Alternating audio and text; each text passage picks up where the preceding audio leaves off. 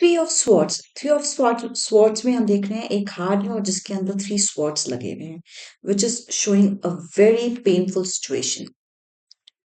इतना पेनफुल कि जिसे कहते हैं ना, बिल्कुल दिल छन्नी कर देने वाला, दिल में दर्द देने वाला। अब ये सिचुएशन जो है, ये किसी एक्सटर्नल सर्कमस्टांस की वजह से कॉज हुई है। एक्सटर्नल क्यों? क्योंकि पीछे हम बैकग्राउंड में क्लाउड्स दिख रहे हैं और एक हेवी रेनफॉल दिखा हुआ है। मतलब something happened which was out of your control, जिसकी वजह से आपका दिल बहुत बुरी तरह दुखा है।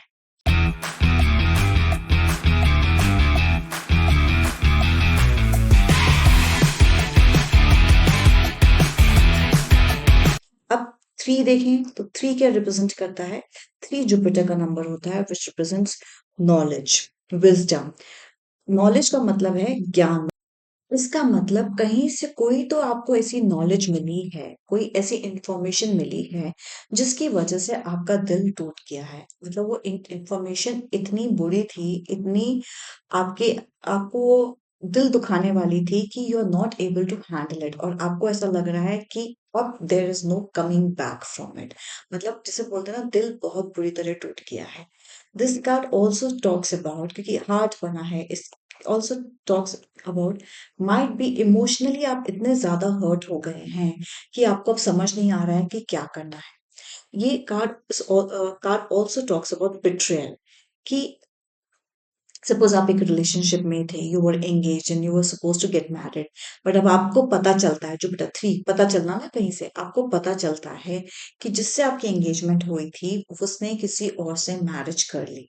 So this is talking about betrayal also, and this is talking about एक ऐसा इमोशन जिसका दर्द आप बर्दाश्त नहीं कर पा रहे। और एक और एग्जाम्पल से समझ सकते हैं कि suppose you are waiting for the promotion to happen, और आपने इस प्रमोशन के लिए बहुत मेहनत, बहुत अपना जी जान लगा दिया था। Now you suddenly get to know कि ये प्रमोशन आपको मिला ही नहीं। तो ये जो कहीं से पता चलना कुछ और ऐसी चीजें जो आपके साथ आपके हाथ में नहीं थी, उससे जो दुख हुआ, this card is talking about such pain, such sorrow, such betrayal, such emotions. So, Three of Swords is again not a positive card, it is a negative card which is talking about pain, sorrows. So, this is Three of Swords. Four of swords में आप देखेंगे एक बंदा लेटा हुआ है और late के हाथ जोड़े हुए हैं। उसके ऊपर भी स्वॉर्ड्स है और उसके नीचे भी स्वॉर्ड्स है। और अगर आप देखें ध्यान से तो इस बंदे ने जो है आर्मर पहना हुआ है। मतलब जब हम लड़ाई के लिए जाते हैं तो जब जो कवच और वो बूट्स और जिस तरह का ड्रेस पहनते हैं वो पहना हुआ है, और वो पहन के ये लेटा है। तो इसके दो मतलब हो सकते हैं। फर्स्ट, या तो ये वॉर पे, फाइट पे जाने वाला है, या फिर ये फाइट के बीच में है। फाइट के बीच में जब ब्रेक्स होते हैं तो उसमें ये जो है वे आराम कर रहा है, रेस्ट एंड रिकूप कर रहा है। ठीक है। अब आजकल तो लड़ाई नहीं होती, तो ये क्या दिखा रहा है? एक इट इज शोइंग कि आप कुछ मेजर करने वाले हैं शुरू। उससे पहले मतलब आप फुल ऑन तैयार हैं। सपोज आप अपना बिजनेस लॉन्च करने वाले हैं, आप उस बिजनेस को लॉन्च करने के लिए अभी तक मेहनत कर रहे थे।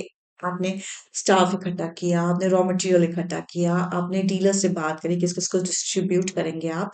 अभी बस अब उसको लॉन्च करना बैठा है, करना बचा है। तो इतना कुछ कर करके, इतना सब ग्राउंड वर्क कर करके आपका माइंड जो है बहुत क्लटर्ड हो गया। मतलब इसमें ये भी चल रहा है, रॉ मटेरियल आया क्या, उस बिजनेस पार्टनर से बात हुई क्या, डीलर से बात हुई क्या, आपके दिमाग में भी बहुत कुछ चल रहा है।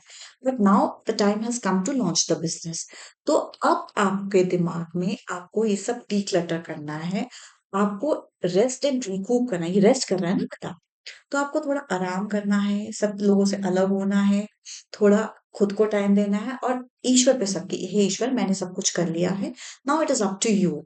डीक्लटर करना है माइंड, क्योंकि you have already worked hard, आपका सब कुछ इन प्लेस है। जस्ट सब थॉट्स को साइड में करके कि एवरीथिंग विल गो गुड, आपको ये नया शुरुआत करना है। जो भी आप जिस काम के लिए वेट कर रहे थे, जैसे मैंने आपको एग्जांपल दिया, बिजनेस लॉन्च करना है। So this is the first example that I told you, first thing that I told you, going to the war, मतलब स्टार्टिंग ऑफ समथिंग। उससे पहले आप रेस्ट एंड रिकूप कर रहे हैं, अपने माइंड को डीक्लटर कर रहे हैं। ठीक है, जितने भी फालतू के थॉट्स वॉट्स आए हुए हैं, चाहे वो नेगेटिव थॉट्स हो, चाहे काम से रिलेटेड थॉट्स हो, उन सबको हटा रहे हैं। ठीक है। दूसरा, रेस्ट एंड रिकूप मतलब मैंने बताया कि वॉर हो चल रही है, वॉर के बीच में जब शाम को ब्रेक होता है नेक्स्ट डे तक के लिए वॉर रोक देते थे ना कि भी शाम को लड़ाई बंद कर देते थे। तो उस वक्त ये बंदा रेस्ट कर रहा है, आराम कर रहा है, प्रेइंग टू यूनिवर्स कि भाई सब अच्छा हो, वी विन द सिचुएशन। तो इसको हम क्या कहेंगे कि you are already working hard for certain thing. Suppose business का एग्जाम्पल ले लेते हैं। बिजनेस, आपका कोई बिजनेस चल रहा है, उसमें आपने एम बनाया था कि आपके आपको अपने बिजनेस को स्टेज वाइज एक्सपैंड करना है। पहले स्टेट ए में, फिर स्टेट बी में, स्टेट सी में। तो आपने स्टेट ए में अपने बिजनेस को एक्सपैंड कर दिया। अब एक माइलस्टोन अचीव कर लिया ना आपने, एक जगह एक्सपेंशन, एक जगह जो आपने अपना एम सेट किया था वो अचीव कर लिया। अब ये कार्ड बोल रहा है कि अब स्टेट बे बी के लिए काम करने से पहले it is time for you to rest and recoup. आपने जितनी एनर्जी स्पेंड करी है या जितना भी आपके दिमाग में क्लटर है उसमें आराम से बैठो, रेस्ट करो, अपनी एनर्जीज वापस लाओ, सोचो कि क्या क्या गलत किया, क्या क्या सही गया, आगे स्टेट बी के लिए आपको उसको कैसे इम्प्लीमेंट करना है। ठीक है। So I explain you this card with the help of the examples.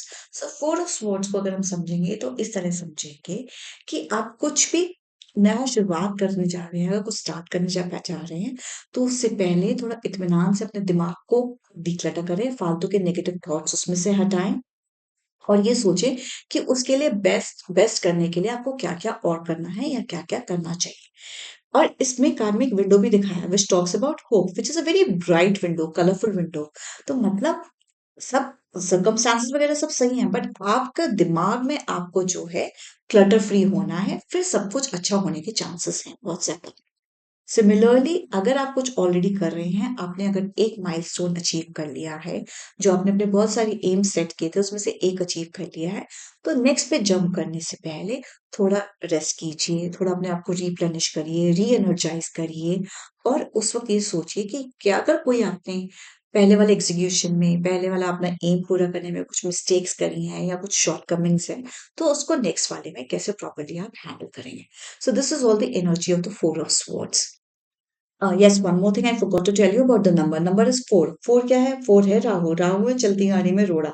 तो मतलब अभी आप कुछ शुरू करने वाले हैं, उससे पहले आपके दिमाग, अब रोड़ा क्या है? ऑब्स्टिकल क्या है? आपके मेंटल थॉट्स, कि आपके जो मेंटल थॉट्स हैं बहुत ज़्यादा आ गए कि सब ठीक होगा, नहीं होगा, या ऐसे क्यों, कुछ गलत हो, अगर कुछ गलत हुआ तो ऐसे क्यों हो गया, वैसे क्यों हो गया। सो इस वक्त टाइम है कि इस ऑब्स्टिकल को दूर करने की, और वो कैसे होगा?